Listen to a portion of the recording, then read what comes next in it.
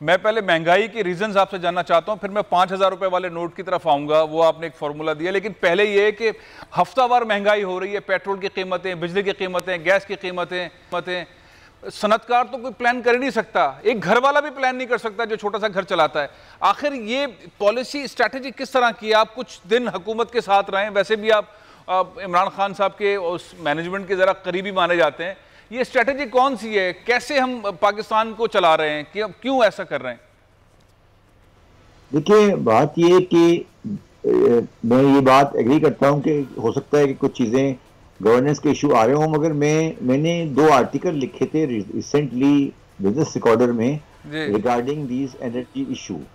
जी, मैं आपको बिल्कुल एक वाज़ेह बात कहना चाहता हूँ कि पाकिस्तान में आपको एनर्जी सेक्टर में, एनर्जी कह रहा हूँ मैं इसको, एनर्जी को आप पावर कह लें या पेट्रोल कह लें, जो कुछ भी कह लें, एनर्जी सेक्टर में आपको तकरीबन 1,000 बिलियन की सब्सिडी देनी पड़ेगी। 1,000 बिलियन की, सुन ले। अच्छा, और ये इसमें कोई ताल्लुक इस गवर्नमेंट का नहीं है।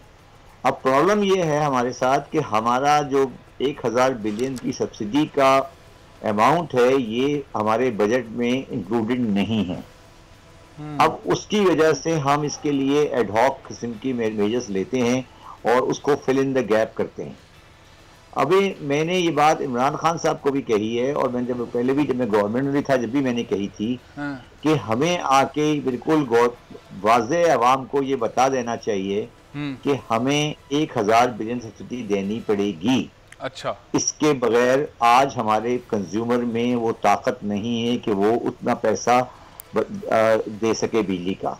ठीक है। और ये मसला गवर्नेंस का नहीं है उस सेंस में, ये मसला ट्रांसपेरेंसी का उस सेंस में है कि आप एक सही हकीकत है जो पब्लिक के सामने लानी है। अच्छा, अब सवाल ये है कि मैं आप कहेंगे कि मैं गवर्नमेंट को सपोर्ट कर रहा हूं, मगर मैं आपको इसमें तकरीबन यकीन से ये कह सकता हूं कि इस 1,000 बिलियन की सब्सिडी के अंदर कोई ताल्लुक इस गवर्नमेंट का नहीं है। ये पिछली गवर्नमेंट के मामला 5 साल से चल रही है, और अभी मैं एक बात और बता दूं जी कि ये अगले 5 साल भी रहेगी इसी तरह। तो जब तक आप इस मैकेनिज्म को सेटल नहीं करते, बिजली की और एनर्जी के अंदर सब्सिडी का लेवल आप खत्म नहीं कर सकते। और सब्सिडी का लेवल अगर आप आगे पीछे करते हैं तो फिर आपको प्राइसेस बढ़ानी पड़ती हैं, और आपको ये चीज़ सामने आती है। इसके ऊपर हमें पॉइंट स्कोरिंग नहीं करनी चाहिए, बल्कि इसकी इकोनॉमिक्स रियलिटीज को समझना चाहिए। लेकिन ये शब्बर भाई, बात नहीं है।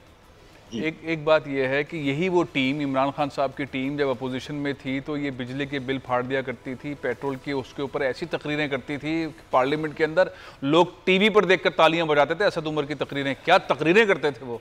अब मामला ये है कि वही टीम अब जब ये कर रही तो लोग कह रहे हैं कि हफ्तावार महंगाई हो रही है। आप तो उसका एक टेक्निकल रीजन दे रहे हैं। ये क्या नहीं जानते थे कि हम जो बात कर रहे हैं वो बाद में हम नहीं कर सकेंगे? सर मेरी बात सुने, मैं भी इमरान खान के करीब था और हूँ। आपने मेरे से कभी इस तरह की गुफ्तगू सुनी थी?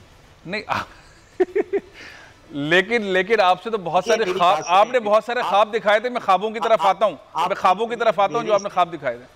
जी, आपने मेरे से कभी गुफ्तगू इस तरह की सुनी थी? ठीक है, मैं नहीं कहता, मैं किसी दूसरे आदमी के बयान का जिम्मेदार नहीं हूँ जी, मगर मैंने तो जिस वक्त इमरान खान की गवर्नमेंट आई थी उनको, इमरान खान को ये बात मशवरा दिया था कि आप असेंबली में तकरीर करें और पाकिस्तान की जो ग्राउंड रियलिटी है इकोनॉमिक्स की, वो बता दें। क्योंकि अगर जितना टाइम गुजरता जाएगा ये सारा बलबा आपके ऊपर गिरेगा, ये बोझ बन जाएगा। और ये आपके ऊपर गिर रहा है, इसलिए तो ये आज भी ये कह रहा हूँ। तो इसका मतलब ये हुआ कि महंगाई रहेगी, पेट्रोल बढ़ेगा, गैस बढ़ेगी, पेट्रोल बढ़ेगा, बढ़ता रहेगा। मेरी एक बात सुनो, मेरी एक बात सुनो। जी जी जी जी। महंगाई जो होती है ना, महंगाई वो रिलेटिव होती है जी।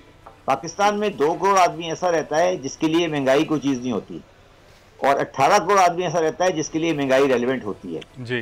तो अब महंगाई का जो इशू है वो ये देखना पड़ेगा कि महंगाई हमें किन चीजों में कंट्रोल करनी है। ठीक है, ये हमें जो मेरा स्ट्रेटजी है जिसमें मैं काम कर रहा हूँ और खान साहब के साथ भी काम कर रहा हूँ थोड़ा सा, हमें इस वक्त फूड आइटम के ऊपर कंट्रोल करना है, और जो सब्जियां और इस जो बेसिक कमोडिटी पे कंट्रोल करना है, जो वो महंगाई आम आदमी को अफेक्ट करती है। अच्छा, तो वो सब चीजें, यस आई एग्री, वो हालात आइडियल नहीं है, मगर ये सारे वजूहात हैं। इस पे अच्छा शब्बर भाई, एक और चीज़ है, वो मामला ये है कि मैं तो कई सालों से देखता हूं कि पाकिस्तान में जो ब्यूरोक्रेसी है, कॉन्ट्रैक्टर है, जो प्रोजेक्ट्स आते हैं उसमें रिश्वत चलती है, और ठीक ठाक रिश्वत चलती है। हर मीटिंग का मकसद होता है मुझे क्या मिलेगा, इसे क्या मिलेगा, इसको क्या मिलेगा, ऊपर वाले को क्या देना है, ये। और ज़्यादातर रिश्वत जो है वो 5000 नोट से वाबस्ता है। वो नोटों के पैकेट चल रहे होते हैं, लोगों के घरों के अंदर हैं, लोगों के ड्राइंग रूम्स में, उनके किचन में भरे हुए हैं। ये 5000 रुपये का नोट है, होना चाहिए, नहीं होना चाहिए। आपने इसके बड़े दलाइल दिए, बहुत सारी चीज़ें सामने आई। 40,000 रुपये का प्राइस बॉन्ड, 25,000 रुपये का प्राइस बॉन्ड, ये नहीं होना चाहिए। ये होने जा रहा है। इमरान खान साहब के आप बहुत करीब है, 5000 रुपये का नोट बंद करवा रहे हैं, हो जाएगा बंद? देखिए, मैंने शायद एक और प्रोग्राम में भी ये बात कही थी कि 5000 का नोट बंद होना एक मामूली स्टेप है, एक बड़े प्रोग्राम का हिस्सा है ये। और ये प्रोग्राम लिंक्ड है FATF के साथ। अच्छा। और वो प्रोग्राम ये है कि हमें अनडॉक्यूमेंटेड मनी की और ब्राइबरी और करप्शन की मनी की पार्किंग लॉट को खत्म करना है। ठीक है। इसकी पार्किंग लॉट जो हैं वो एक तरीके से खत्म हो रहे हैं। पहला, आपको अगर याद होगा, जो पहला एक्शन इमरान खान की गवर्नमेंट ने किया था वो था कि इन्होंने प्रॉपर्टी की वैल्यूएशन को इंक्रीज किया था, आपको याद होगा, ठीक है जी। वो प्लॉटों में पार्किंग हो रही थी, और अभी भी हो रही है, मैं नहीं कह रहा खत्म हो गई, अगर वो प्रॉपर्टी में पार्किंग हो रही थी, ठीक है। उसके बाद आपको याद होगा एक लॉ आया जिसमें हमने कहा कि फॉरेन करेंसी अकाउंट का जो डेबिट है वो सिर्फ उनको मिलेगा जो फाइलर्स हैं, ठीक है। उसके बाद हमने एक लॉ लाए जिसमें हमने कहा कि प्राइस बॉन्ड को हम बंद करेंगे, बेयरर प्राइस बॉन्ड को, ठीक है, ठीक है। उसके बाद अब ये इंशाल्लाह ताला 5000 का बॉन्ड रुपया बंद होगा, ठीक है जी। 5000 रुपए का नोट बंद होगा? सुन ले बात, सुन ले, कंप्लीट कर दे मुझे बात। हाँ, जी। उसके बाद बंद होंगी एक्सचेंज कंपनीज। अच्छा। उसके बाद बंद होंगे फॉरेन करेंसी अकाउंट के डेबिट्स। अच्छा। उसके बाद बंद होंगे बुलियंस की ट्रेडिंग। अच्छा। उसके बाद बंद होगी सरकारी नौकरों, सरकारी एम्प्लॉइज की ड्यूल नेशनलिटी। उसके बाद बंद होगी पाकिस्तान की टैक्सेबिलिटी होगी on the basis of citizenship not resident. ये दुबई वाला मजाक भी कम है, ठीक है। ये एक बिल्कुल क्लियर प्लान का हिस्सा है। हाँ। इसमें कोई कंफ्यूजन नहीं है, इसमें टाइमिंग का आगे पीछे हो सकता है। हाँ। और मैं आपको एक बात आज बता दूं जो आप लोग शायद आपके में नहीं है। हाँ। कि 2016 में जी सेनेट ने ये ऑलरेडी रेजोल्यूशन पास की थी कि 5000 का नोट बंद हो जाए। हाँ। इसमें, और मैं आपको ये भी बता दूं कि ये लोग बात गलत समझ रहे हैं, ये डीमोनेटाइजेशन नहीं है, ये रिप्लेसमेंट ऑफ नोट है, और उसके लिए एक रीजनेबल टाइम दिया जाएगा।